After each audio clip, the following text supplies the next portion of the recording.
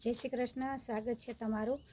આ પાવરની પાલી છે રાતની, તો તલીમાવાળું પાણી સાથે મૂકું છે ગૌમૂત્ર। તો આપણે અત્યારે દિવસની ગૌમૂત્રને તૈયાર કરી લીધી છે। 7 વીઘાની તલી કે 5 લીટર મૂકું છે। 7 × 5 = 35 લીટર આપણે ગૌમૂત્ર જોશે। તો આ દિવસની તૈયારી બધી કરી લેવી પડે, રાતનો પાવર છે તો આપણે આ તૈયારી કરી લીધી છે। ને પૂરો વિડીયો જોજો। તલીના પાણી મૂકીશી, પાણી વારીશી રાતનો ત્યાં સુધી। ટીપણામાં કાઢીને જો 2 કેરબા ભરીને આવી રીતથી લઈ અને વાડીએ જવા દીધા।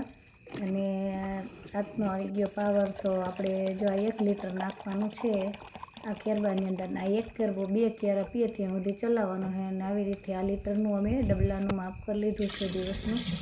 અને આવી રીતે તો આ પાણી સાથે આવી રીતે મૂકશું, આખું આ ટીપણું આખું પાણીનું ભરી દેવાનું છે।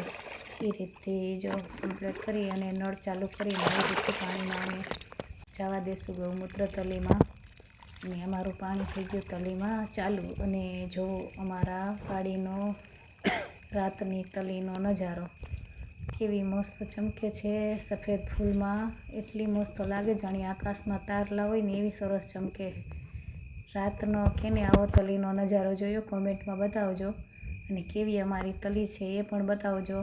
અને આ છે અમારી આજુબાજુના ગામની લાઇટું, પવનચક્કીની લાઇટું।